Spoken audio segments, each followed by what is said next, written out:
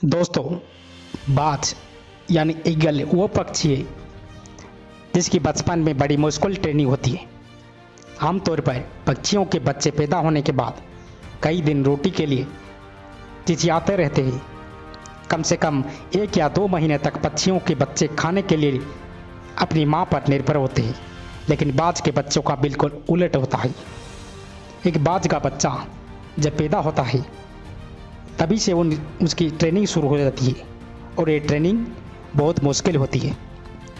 पैदा होने के महज कुछ ही दिनों बाद ट्रेनिंग का पहला पड़ाव शुरू हो जाता है, जिसमें मादा बाज अपने बच्चे के लिए खाना लेकर आती है, लेकिन वो खाना सीधा बच्चे के मुंह में नहीं डालती, बल्कि अपनी घोंसले से कुछ दूर खड़ी हो जाती है और खाना उतनी ही दूरी से उस चूज को दिखाती है।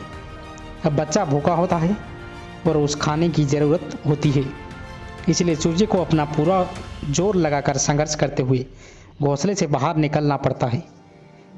गिरते पड़ते उसे अपनी मां की तरफ जाना पड़ता है जहां खाना पड़ा है। इस संघर्ष में वो चूजा जख्मी भी हो जाता है, लेकिन मादा बाज का दिल नहीं पिघलता। वो तब तक घोंसले से दूर खड़ी रहती है जब तक चूजा उस तक नहीं पहुंच जाता। ट्रेनिंग के दूसरे पड़ाव में कुछ दिनों बाद मादा बाज अपने बच्चे को पंजों में दबाकर आसमान में 10 से 12 किलोमीटर ऊंचा ले जाती है और फिर इतनी ऊंचाई से चूजे को फेंक देती है।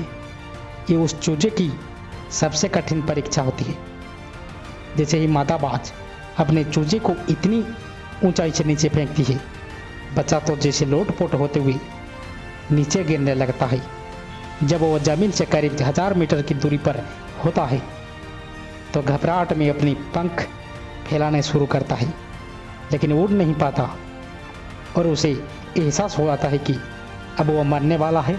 लेकिन तभी मादा बाज तेज़ी से उस चूजे को हवा में ही अपने पंजों में दबाती है और सुरक्षित ज़मीन पर पटक देती है। मादा बाज ऐसा तब तक करती रहती है जब तक कि वो चूजा अच्छी तरह उड़ना नहीं सीख जाए। इस तरह एक बाज की बचपन में ट्रेनिंग शुरू होती है ताकि वो इस खतरों को भी जिंदगी में भी सबसे शक्तिशाली रहे। अपने इसी शख्स प्रशिक्षण की वजह से एक बाज अपने 2 गुने वजनी शिकार को भी उठा कर ले आता है सकता है।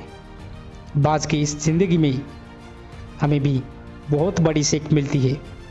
दोस्तों, हम सभी अपने बच्चों को बहुत प्यार करते हैं, लेकिन हमेशा याद रहे कि प्यार के साथ उन्हें ज़िंदगी की मुश्किलों का सामना करना भी सिखाए, ताकि वो अपना खुद का व्यक्तित्व को बना सके और इस दुनिया को अपनी प्रतिभा की दिखा सके।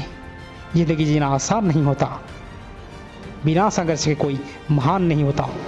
जब तक ना पड़े हथौड़ी की कीचट, पत्थर भी भगवान नहीं होता।